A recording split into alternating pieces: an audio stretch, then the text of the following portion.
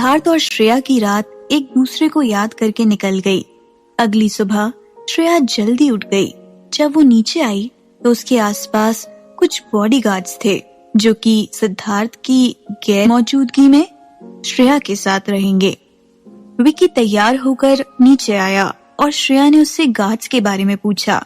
विक्की ने कहा, श्रेया, सिद्धार्थ मॉल में हुए हादसे के बाद कोई रिस्क नहीं लेना चाहता, इसीलिए तुम्हारी सेफ्टी की जिम्मेदारी इनकी है। विक्की की बात सुनकर वो हैरान हो गई कि सिद्धार्थ उस हादसे के बाद और कोई रिस्क नहीं लेना चाहता, लेकिन वो नहीं चाहती थी गार्ड्स उसके साथ जाएं, इसीलिए वो सिद्धार्थ को फोन करने के बारे में सोचने लगी। श्रेया ने सिद्धार्थ को फोन किया और कहने लगी, सिद्धार्थ, तुम्हें मेरे लिए गार्ड्स रखने की क्या जरूरत थी और क्या ये लोग मेरे साथ जाएंगे? श्रेया बिना रुके बोली जा रही थी। उसकी बात सुनकर सिद्धार्थ कहने लगा, हाँ, ये लोग अब से तुम्हारे साथ रहेंगे, ऑफिस में भी, और इस मामले में मुझे कोई बहस नहीं चाहिए, ओके? श्रेया सोचने लगी कि अगर वो सिद्धार्थ की बात नहीं मानेगी तो फिर उसका बर्ताव बदल जाएगा, इसीलिए वो सिद्धार्थ की बात मानते हुए गार्ड्स को अपने साथ ऑफिस ले जाने के लिए तैयार हो गई। विक्की और श्रेया ऑफिस चले गए। वहीं अखिल के असिस्टेंट विकास ने अखिल के ऑफिस में जाकर अखिल को बताया कि सिद्धार्थ ने श्रेया के लिए गार्ड्स अरेंज कर दिए। इस बारे में अखिल को सुकून मिला कि श्रेया की सेफ्टी का वादा सिद्धार्थ अच्छे से निभा रहा था। उसने विकास से कहा, विकास, जरा विक्की को फोन लगाओ, मुझे जानना है श्रेया कैसी है, और सिक्योरिटी गार्ड्स के बारे में भी सिद्धार्थ ने ठीक से चेक किया है ना? मैं एक बार ठीक से कंफर्म होना चाहता हूँ। विकास ने अखिल की बात सुनने के बाद विक्की को फोन किया।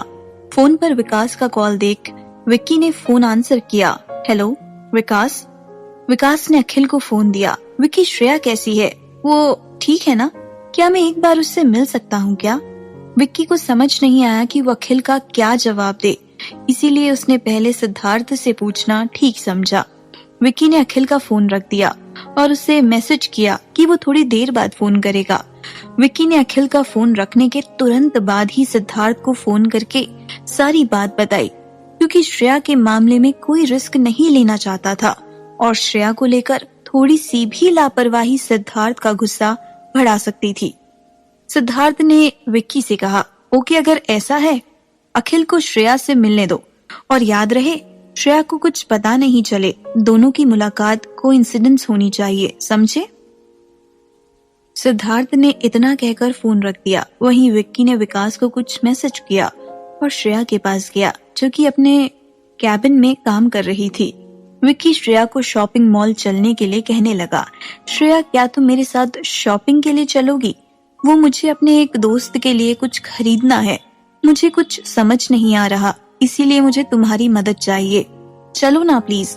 श्रेया विक्की के साथ जाने के लिए तैयार हो गई और दोनों ही ऑफिस से बाहर आ गए।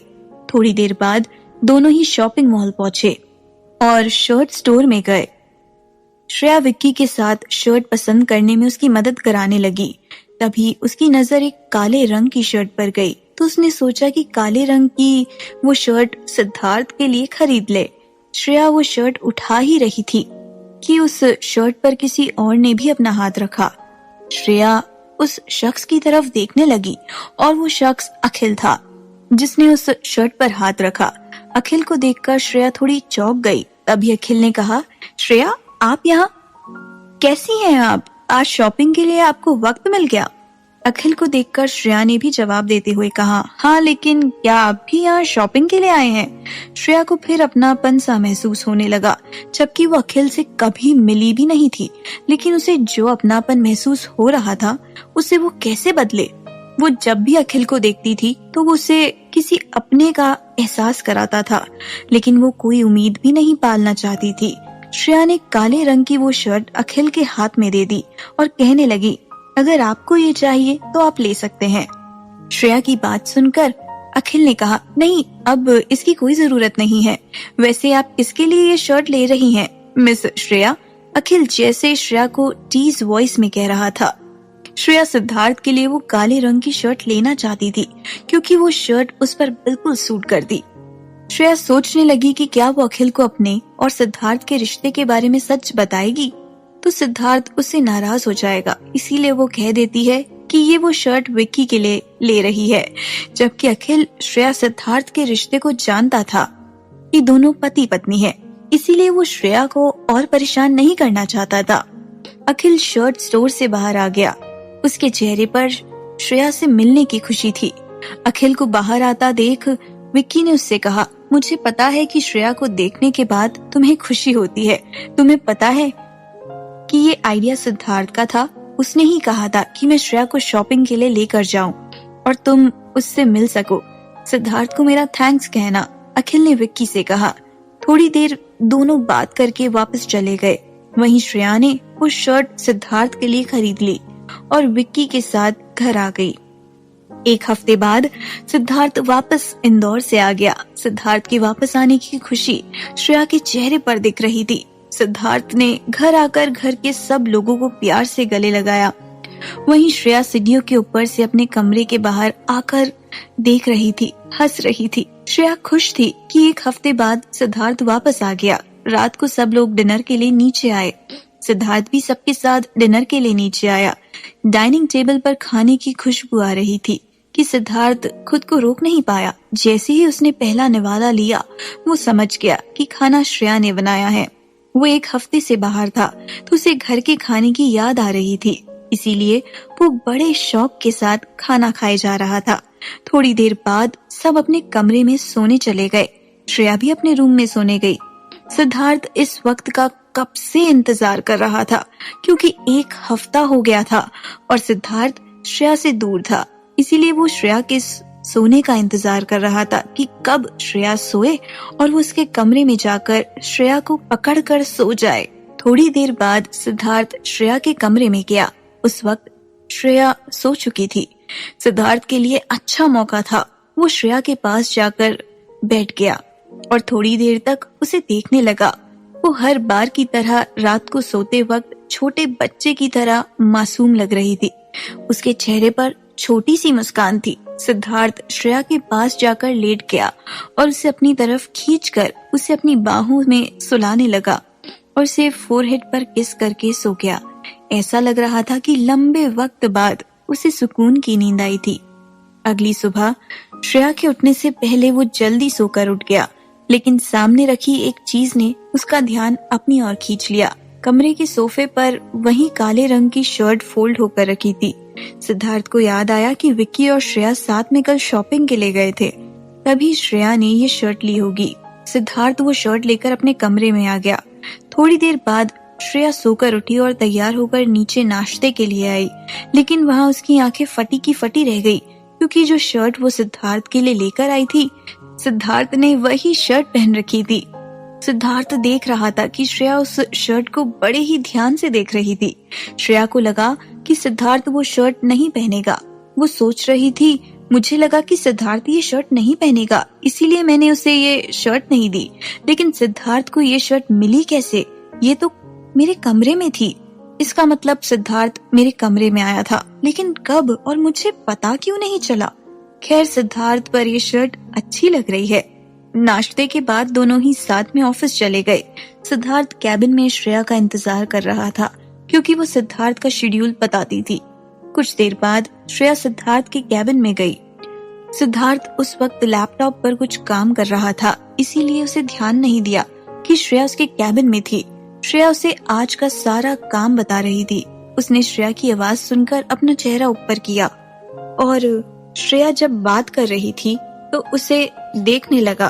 श्रेया अपने वर्क पर फोकस नहीं कर पा रही थी, इसीलिए वो फटाफट सिद्धार्थ को सारा शेड्यूल बताकर जाने लगी। स्टॉप कहकर सिद्धार्थ ने श्रेया को रोक लिया। श्रेया अपनी जगह पर ही खड़ी रही। सिद्धार्थ श्रेया की तरफ बढ़ने लगा और वो अपने कदम पीछे लेने लगी।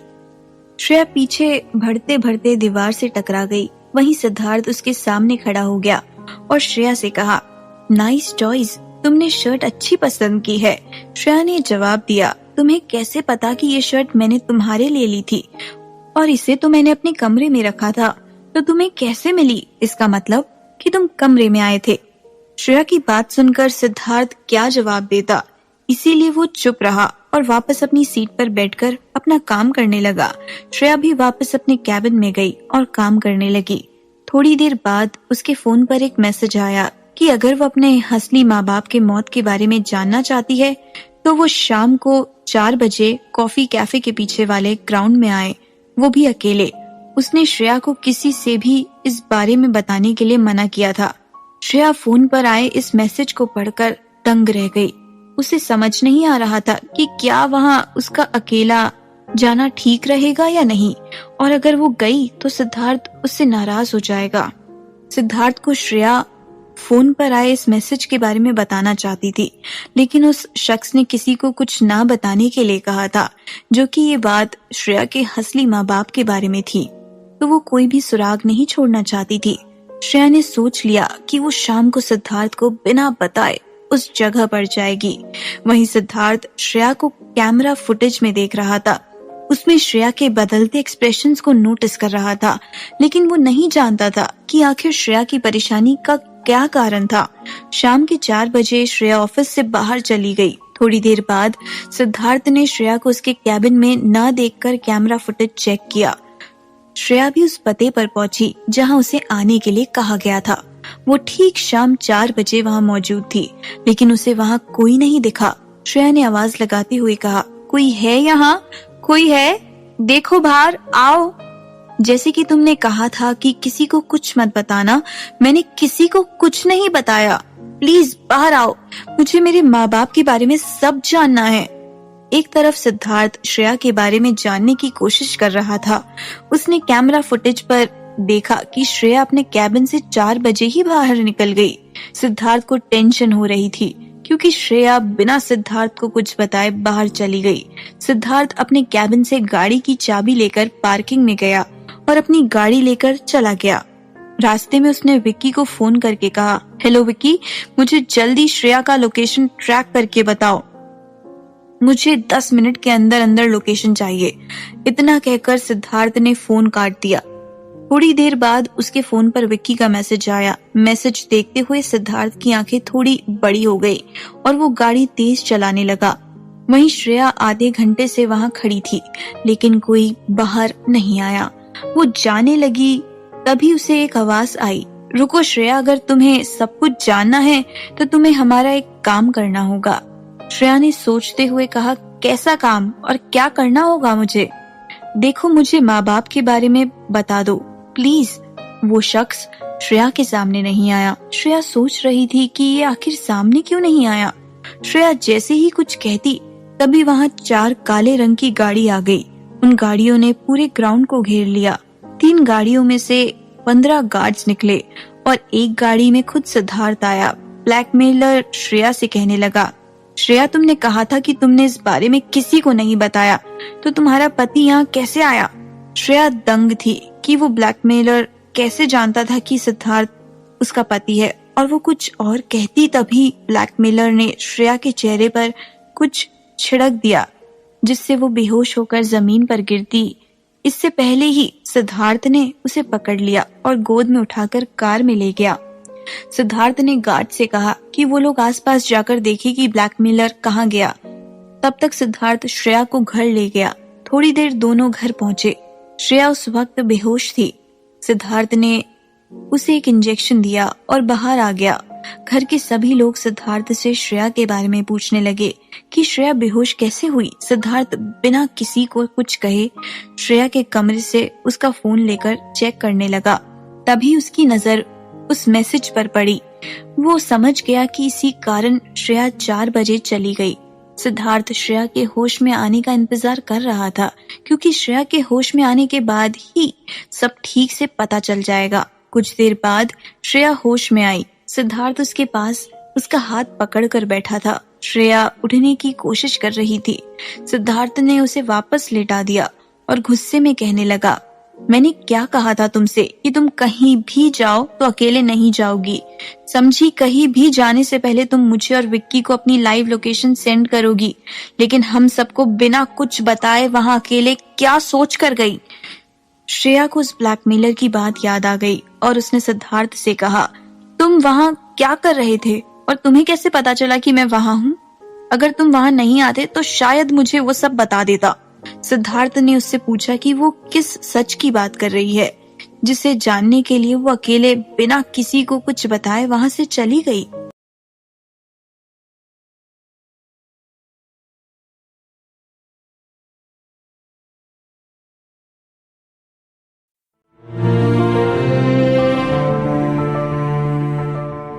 सिद्धार्थ ने श्रेया से पूछा कि वो किस सच की बात कर रही है, जिससे जानने के लिए वो अकेले बिना किसी को कुछ बताए वहां से चली गई। लेकिन वो कुछ बोला नहीं, तो सिद्धार्थ श्रेया से कहने लगा, ठीक है, तुम्हें नहीं बताना तो मत बताओ, लेकिन एक बात याद रखना कि मैं इस बारे में खुद से भी पता लगा सकता हूँ, समझी? इतना कहकर सिद्धार्थ वहां से चला गया।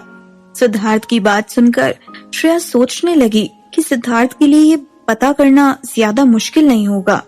लेकिन फिर उसे ब्लैकमेलर की बात याद आ गई कि श्रेया ने किसी को भी इस बारे में बताया तो ब्लैकमेलर उसे कभी सच नहीं बताएगा। इसीलिए श्रेया ने चुप रहना ही ठीक समझा और अपने कमरे में आराम करने लगी। वहीं सिद्धार्थ ने अखिल को फोन करके आज की सारी बात बताई। अखिल को सिद्धार्थ की बात सुनकर हैरानी हुई। उसने सिद्धार्थ से कहा, मुझे लगता है कि उन लोगों को श्रेया के बारे में सब कुछ पता चल गया है, तभी उन लोगों ने श्रेया को मैसेज करके वहां बुलाया। सिद्धार्थ, मैं जान गया हूँ कि उनका टारगेट श्रेया को मारना था, लेकिन उस वक्त तुम आ गए और सारे किए कराए पर पानी फेर दिया। लेकिन आई होप कि उन लोगों ने श्रेया से कुछ साइन ना कराया हो। सिद्धार्थ, तुम श्रेया से उसका फोन ले लो, क्योंकि वो लोग श्रेया के लिए हायर की गई गार्ड्स के बारे में सब जान चुके हैं और गार्ड्स के होते हुए श्रेया को वो लोग छू भी नहीं सकते। इसीलिए उन लोगों ने श्रेया को पर्सनल मैसेज किया, क्योंकि पर्सनल मैसेज के थ्रू वो लोग श्रेया को अपने जाल में फंसा सकते हैं। सिद्धार्थ ने अखिल से कहा कि वो बेफिक्र रहे, श्रेया की सेफ्टी की जिम्मेदारी उसकी है और उसके होते हुए श्रेया को कोई छू भी नहीं सकता। फिर वो अखिल से काम को लेकर बात करने लगा। सिद्धार्थ ने अखिल को अगले दिन ऑफिस में बुलाया और खुद श्रेया के कमरे में चला गया। श्रेया उस वक्त सो रही थी। सिद्धार्थ श्रेया का फोन चेक करने लगा और जिस नंबर से मैसेज आया था उसने उस नंबर को अपने फोन पर कॉपी कर लिया और खुद श्रेया को पकड़कर सो गया। आधी रात को श्रेया को प्यास लगी और पानी पीने के लिए उठने लगी, लेकिन उसे खुद पर फिर कुछ भारी सा लगा। उसने पलट कर देखा तो वहाँ सिद्धार्थ था। सिद्धार्थ उसे पकड़कर सोया था। उसने सिद्धार्थ को उठाया और पूछने लगी, तुम क्या कर रहे हो यहाँ? तुम्हें अपने कमरे में होना चाहिए। सिद्धार्थ ने उससे कहा, वो मेरी आंख लग गई और मैं सो गया। वैसे तुम उठ क्यों गई? श्रेया ने सिद्धार्थ से कहा कि उसे प्यास लगी थी और इस वजह से उसकी नींद खुल गई। सिद्धार्थ ने उसे पानी दिया, जो कि बिस्तर के साइड वाले टेबल पर रखा था। श्रेया पानी पीकर वापस लेट गई। सिद्धार्थ ने श्रेया को अपनी तरफ खींचा। श्रेया सोच रही थी कि सिद्धार्थ को अचानक क्या हो गया।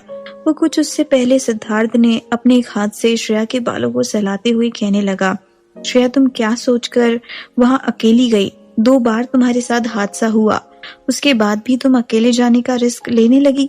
मैंने तुम्हें कहा था कहीं भी जाओ तो अकेले नहीं जाओगी, और अगर गई तो मुझे और विक्की को अपनी लाइव लोकेशन सेंड करोगी। और आज वो ब्लैकमेलर तुम्हें मारने के बारे में सोच रहा था। अगर मैं उस वक्त वहां नहीं आता तो ब्लैकमेलर तुम्हें मार चुका होता। और हाँ, आज के बाद से तुम्हारा फोन मेरे पास रहेगा, समझी? श्रेया का सिर सिद्धार्थ के कंधे पर था। उसने सिद्धार्थ से कहा, क्या तुम मेरा फोन क्यों अपने पास रखोगे? ये तो गलत है ना, तुम ऐसे कैसे मेरा फोन रखोगे? उल्टा मुझे तुमसे कहना चाहिए कि अगर तुम वहां नहीं आते तो मुझे बताता कि मेरे माँ बाप के एक्सीडेंट के पीछे किसका हाथ था। श्रेया की बात सुनकर सिद्धार्थ हैरान हो गया कि श्रेया के माँ बाप की मौत एक साजिश के तहत हुई थी। इसीलिए उसने इस बारे में अच्छे से जानकारी निकालने के बारे में सोचा। कुछ देर बात करने के बाद दोनों ही एक दूसरे को पकड़कर सो गए। अगले दिन दोनों ही एक साथ सोकर उठे और तैयार होकर नीचे आए। सिद्धार्थ ने आज श्रेया को घर पर रहने के लिए कहा, क्योंकि कल के हादसे के बाद उसने श्रेया के साथ ले जाने से मना कर दिया और वो श्रेया का फोन भी साथ ले गया। लेकिन जाते जाते सिद्धार्थ ने श्रेया को नया फोन दिया। इसमें सिर्फ कुछ लोगों के ही नंबर थे। श्रेया नए फोन को देखकर खुश हो गई, क्योंकि उसका पुराना फोन पहले से ही टूटा हुआ था और श्रेया को नए फोन की जरूरत भी थी। श्रेया ने सिद्धार्थ के हाथ से वो नया फोन ले लिया और फोन के सारे फंक्शंस चेक करने लगी। सिद्धार्थ विकी के साथ ऑफिस चला गया। कुछ देर बाद दोनों ऑफिस पहुंचे। वहां अखिल और विकास दोनों ही थे, क्योंकि सिद्धार्थ ने अखिल को आज ऑफिस बुलाया था। सब लोग ऑफिस के अंदर गए। अखिल और सिद्धार्थ दोनों ही एक साथ किसी प्रोजेक्ट में काम कर रहे थे और उनके लिए ये प्रोजेक्ट बहुत जरूरी था। कई इन्वेस्टर्स और शेयर होल्डर्स भी इस प्रोजेक्ट पर अपना पैसा इन्वेस्ट करना चाहते थे। अखिल और सिद्धार्थ की आज इन्वेस्टर्स और शेयर होल्डर्स के साथ मीटिंग थी। इस मीटिंग के लिए दोनों ही डेस्परेट थे। थोड़ी देर बाद मीटिंग स्टार्ट हुई। सिद्धार्थ और अखिल दोनों ने अपने अपने प्रेजेंटेशन शो किए। उनके प्रेजेंटेशन को देखकर इन्वेस्टर्स इम्प्रेस हुए और प्रोजेक्ट पर इन्वेस्ट करने के लिए राजी हो गए। सिद्धार्थ और अखिल के लिए ये एक सेलिब्रेशन मोमेंट था। दोनों ही इस प्रोजेक्ट के लिए खुश थे। सिद्धार्थ ने श्रेया को फोन कर ये खुशखबरी दी। श्रेया और पूरी फैमिली को खुशी हुई कि सिद्धार्थ जिस प्रोजेक्ट पर इतनी मेहनत कर रहा था, उसे उसकी मेहनत पर कामयाबी मिली। तभी एक इन्वेस्टर्स ने कहा, सिद्धार्थ, मैंने आपके पापा के साथ भी काम किया है और इस लिहाज से आपके पापा किसी प्रोजेक्ट के कामयाब होने पर कोलैबोरेशन पार्टी रखते थे। इस पार्टी में सबकी फैमिलीज से मुलाकात भी होती थी। तो हम चाहते हैं कि आप दोनों ही प्रोजेक्ट के कामयाब होने की खुशी में एक कोलैबोरेशन पार्टी दे, जिसमें सबकी फैमिलीज भी साथ होगी। और वैसे भी हमें अपने प्रोजेक्ट की मार्केटिंग भी करनी है, तो क्यों ना हम एक फैशन शो ऑर्गेनाइज कराएं। इससे हमें एक बेहतर मॉडल भी मिल जाएगी। सिद्धार्थ और अखिल दोनों ही इस इन्वेस्टर्स की बात से सहमत हो गए और एक फैशन शो ऑर्गेनाइज करने के बारे में सोचा। कुछ देर बाद इन्वेस्टर्स भी चले गए। ऑफिस के अंदर अब बस सिद्धार्थ और अखिल थे। सिद्धार्थ अखिल को इस प्रोजेक्ट के लिए कांग्रेचुलेट देने लगा। तभी अखिल ने कहा, कांग्रेचुलेशंस सिद्धार्थ, तुमने भी इस प्रोजेक्ट में काफी मेहनत की है और मुझे खुशी है कि हमारी मेहनत रंग लाई। वैसे सिद्धार्थ, मुझे तुमसे कुछ पूछना था। हाँ पूछो, सिद्धार्थ ने कहा। क्या तुमने अभी तक अपने दिल की बात श्रेया को नहीं बताई? अखिल की ये बात सुनकर सिद्धार्थ गुमसुम होकर कहने लगा, नहीं अभी तक तो नहीं कहा, लेकिन मैं सोच रहा हूँ कि इस पार्टी के दौरान मैं श्रेया से अपने दिल की बात बोल दूं। हाँ, ये ठीक मौका रहेगा। सिद्धार्थ और अखिल दोनों ही पार्टी की तैयारी में लग गए। सिद्धार्थ शाम को घर आने के बाद पूरी फैमिली को पार्टी के बारे में बताने लगा। वो इधर उधर देखने लगा। सभी घर वाले समझ गए थे कि सिद्धार्थ श्रेया को ढूंढ रहा है। तभी श्रेया फोन पर बात करते हुए बाहर आई, जो कि अपने कमरे में लिली से फोन पर बात कर रही थी। सिद्धार्थ को देखने के बाद श्रेया ने तुरंत अपना फोन रखा और सिद्धार्थ के पास जाकर प्रोजेक्ट के बारे में पूछने लगी। तभी सिद्धार्थ ने उसे पार्टी के बारे में बताया। वो खुश हो गई कि सिद्धार्थ ने वो प्रोजेक्ट हासिल कर लिया, जो कि उसने इस प्रोजेक्ट पर इतनी मेहनत जो की थी। श्रेया भी बाकी घर वालों की तरह इस पार्टी के लिए उत्सुक थी। सब लोगों ने साथ में रात को स्पेशल डिनर किया और अपने कमरे में सोने चले गए। वहीं सिद्धार्थ और श्रेया एक साथ श्रेया के कमरे में सोए, क्योंकि श्रेया को अब सिद्धार्थ को हक करके सोने की आदत हो गई थी। इसीलिए रात को दोनों ही एक दूसरे को हक करके सोते थे। रॉय मैंशन में सभी लोग जल्दी उठ गए, क्योंकि फैशन शो वहीं ऑर्गेनाइज होने वाला था। इसीलिए सभी पार्टी की तैयारियों में जुट गए। सिद्धार्थ की फैमिली ने गुप्ता फैमिली को भी पार्टी में इनवाइट करने के बारे में सोचा। तभी गीतांजलि ने नवीन को फोन कर पार्टी की जानकारी दी और सीमा के साथ आने के लिए कहा। वहीं ईशा, श्रेया और लिली तीनों फोन पर ही बात करके ये सोच रहे थे कि शाम को वो तीनों क्या पहने, क्योंकि ये पार्टी कोलैबोरेशन पार्टी थी। बड़ी हस्तियों का आना लाजमी था। तभी किसी ने श्रेया के कमरे का दरवाजा खटखटाया और अंदर आकर एक पैकेट सोफे पर रख दिया। श्रेया ने जब वो बड़ा सा पैकेट खोला तो उसमें लाल रंग का गाउन था, जिस पर फ्लोरल वर्क था। उस ड्रेस को देखकर ही लग रहा था कि किसी बड़े डिजाइनर ने उसे डिजाइन किया हो। श्रेया ड्रेस को शीशे के सामने खड़े होकर देख ही रही थी कि उसके फोन पर किसी का कॉल आया। वो कॉल सिद्धार्थ का था। उसने कहा, ड्रेस पसंद आई तुम्हें? आज शाम की पार्टी में तुम्हें यही पहनना है। सिद्धार्थ की बात का जवाब देते हुए श्रेया ने कहा, हाँ ये ड्रेस तो बहुत सुंदर है। वैसे तुम्हें लड़कियों के कपड़ों की इतनी अच्छी नॉलेज कैसे है? सिद्धार्थ ने ज्यादा बात ना करते हुए फोन काट दिया। वहीं श्रेया सोच रही थी कि उसने अपनी बात खत्म भी नहीं की और फोन काट दिया। एक तरफ सिद्धार्थ किसी पार्क में था, जिसे सिर्फ कपल के लिए बनाया गया था। इस पार्क को स्पेशल कपल के लिए बुक भी किया जाता था, इसीलिए सिद्धार्थ ने पार्क को एक दिन के लिए बुक कर लिया। उस पार्क में हर तरह की सुविधा थी, उसमें एक होटल भी था। सिद्धार्थ ने उस पार्क के मैनेजर को कॉल करके शाम के लिए सारी तैयारी करने के लिए कहा, लेकिन ये तैयारी पार्टी के लिए नहीं थी, बल्कि सिद्धार्थ आज शाम को पार्टी के बाद श्रेया से अपने दिल की बात कहने वाला था। मैनेजर भी सिद्धार्थ को एक एक डेकोरेशन की फोटो खींचकर अपडेट कर रहा था कि सब कुछ परफेक्ट है। सिद्धार्थ भी ऑफिस में बैठकर सोच रहा था, मैंने हमेशा श्रेया को गलत समझा, लेकिन उसकी तो कोई गलती ही नहीं थी, इसीलिए आज मैं हम दोनों के बीच की सारी प्रॉब्लम दूर कर दूंगा। सिद्धार्थ खुश था कि आज वो श्रेया से फाइनली अपने दिल की बात कह देगा। शाम को पार्टी के लिए लोगों का रॉय मैंशन में आना जाना शुरू हो गया। सभी लोग पार्टी की तरफ कह रहे थे, क्योंकि रॉय फैमिली ने ग्रैंड पार्टी ऑर्गेनाइज की थी और फिर रॉय फैमिली भी तैयार होकर नीचे आई, गेस्ट का वेलकम करने लगी। फैमिली के सभी लोग नीचे आ गए। सिद्धार्थ भी ब्लैक सूट में हैंडसम लग रहा था। सिद्धार्थ को देखकर सब उसकी तारीफ कर रहे थे, लेकिन उसकी नजर किसी को ढूंढ रही थी। तभी उसने सीढ़ियों से किसी को उतरते हुए देखा। सिर्फ सिद्धार्थ ही नहीं, बल्कि पार्टी में सभी लोगों की नजर उसी ओर टिकी थी। सीढ़ियों से लाल रंग के गाउन में श्रेया आ रही थी। श्रेया उस ड्रेस में इतनी सुंदर लग रही थी जैसे कोई परी आसमान से उतर रही हो। उसके बाल खुले थे, सिर्फ हल्के मेकअप के साथ ही वो इतनी खूबसूरत लग रही थी कि किसी को भी उससे प्यार हो जाए। सिद्धार्थ श्रेया से अपनी नजर हटा नहीं पा रहा था। श्रेया को सब लोग देख रहे थे और सोच रहे थे कि आज से पहले कभी इन लोगों ने उसे किसी पार्टी में नहीं देखा। एक ने कहा, क्या ये कोई सेलिब्रिटी है? जो भी हो, लेकिन ये बहुत सुंदर है। कई लोग श्रेया की खूबसूरती की तारीफ कर रहे थे। वहीं सिद्धार्थ उन लोगों को घूर कर देख रहा था। तभी विक्की ने कहा, सिद्धार्थ, इसमें इनकी कोई गलती नहीं है। श्रेया इतनी सुंदर लग रही है कि कोई उसे देखने से खुद को रोक नहीं पा रहा। विक्की की बात सुनकर सिद्धार्थ चुप हो गया। वहीं श्रेया नीचे आई। फैमिली के सभी लोग उसकी तारीफ कर रहे थे। तभी वहां नवीन और सीमा साथ आए। दोनों ने श्रेया की तरफ देखा। श्रेया को देखकर नवीन तो खुश था, लेकिन सीमा ने अपना मुंह फेर लिया। श्रेया सोच रही थी कि जब वो कुछ दिन पहले सीमा से मिली थी तो वो श्रेया को शादी का तोहफा देने आई थी, तो फिर आज अचानक क्या हो गया कि उसने श्रेया से मुंह फेर लिया। सीमा और नवीन सबसे मिलने गए। सीमा ने सबसे अच्छे से बात की, लेकिन श्रेया को देखकर वो उसे इग्नोर करने की कोशिश कर रही थी।